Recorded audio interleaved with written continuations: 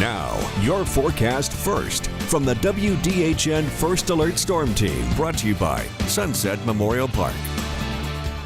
We have a strong cold front trying to make its way across the Wiregrass, but right now it's currently in Dallas, Texas. Over the next 24 to 48 hours, it will move across our area and bring some temperatures, very cool temperatures down across the Wiregrass. We can maybe see lows in the 30s. Now, right now, we haven't seen a lot of rain over the last 7 days, but that will change. Looks like we're finally going to see maybe the possibility of 1 to 3 inches of rain, maybe some isolated spots of 5 inches of rain over the next 1 to 3 days. I have all the details of what you need to know and when that big cool down is coming. This Wake Up Wiregrass continues.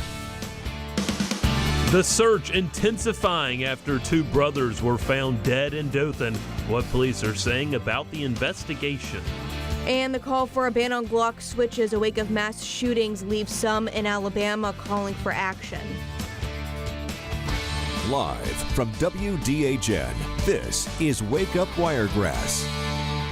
Good morning. Welcome to the second half hour of Wake Up Wiregrass. I'm Joseph Sims. And I'm Ashleigh Yuhas. Now, police still searching for answers after 2 brothers were found dead in a home in Dothan. Police say they got a call from an unidentified woman in the family checking on the siblings at a house located near South Park Avenue and Woods Drive. When she arrived, she found Zatorian Facone and Amarian Jackson, both unresponsive with gunshot wounds. They were both pronounced dead at the home. Dothan police say that they are actively investigating the case, trying to determine a motive and exact cause of death. Still early in the investigation. Right now, we're still trying to pick up all the forensic evidence that we might need and looking into the circumstances, collecting phones, any media data, things like that. So that's why it's important we talk to people who may have talked to the victims in the hours leading up to this incident. Police say while this is an active investigation, they're trying to treat it as a homicide investigation as much as possible. They say anybody with information can call 334-793-0215 or report online at p3tips.com. And Alabama House Democrats are calling for a ban on Glock switches. Now, this comes in the wake of the mass shooting at Tuskegee University that killed 1 person and injured 16 others. And the Democrat caucus addressed the issue at the State House. Representative Philip Ensler filed a bill that would prohibit possession of pistols with parts installed to convert it into a machine gun known as a Glock switch. The bill also says that the device has to be attached to the firearm in order for it to be illegal. There is currently a federal law that bans switches. While we must give serious consideration to Representative Ensler bill to ban illegal gun modifications such as the Glock switch at the state level so we can expedite justice and get these illegal devices off the streets. Now, Representative Kenya Hassel from Montgomery County filed a separate bill that would require a permit to carry assault weapons. A permit would also be required to purchase or acquire an assault weapon. The Alabama Department of Public Health has announced infant mortality rates in the state increased in 2023. The 3 leading causes of infant deaths were congenital malformations disorders related to short gestation and low birth weight, and sudden infant death syndrome. State Health Officer Dr. Scott Harris says several factors can play a part in infant mortality, including race, poverty, education levels, and access. Another possible reason is limited access to parental care and the location of hospitals to where these mothers live. ADPH continues to introduce programs focused on reducing infant deaths, including the Clear Crib Challenge, Well Woman program, and Cribs for Kids.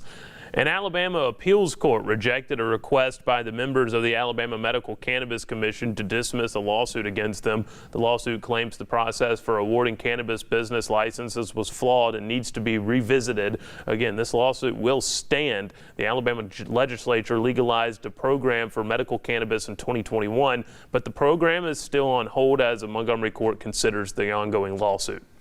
And the first severe strain of Mpox has been found in the U.S. after the patient returned from a trip to Africa.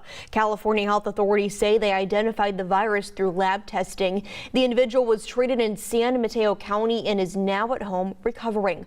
The California Department of Public Health says people who came in contact with the patient are being contacted and that there should not be concern about the strain becoming widespread.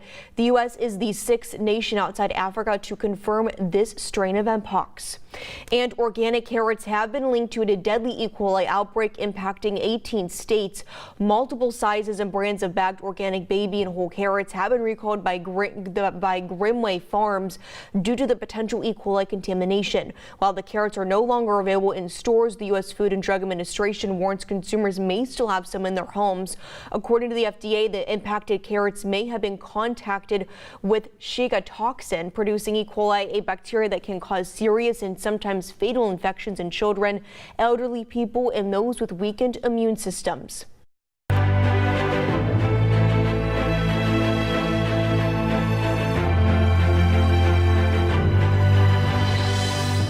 Do you know of a remarkable woman here in the Wiregrass? Maybe someone who's inspiring others or just making a difference in the area?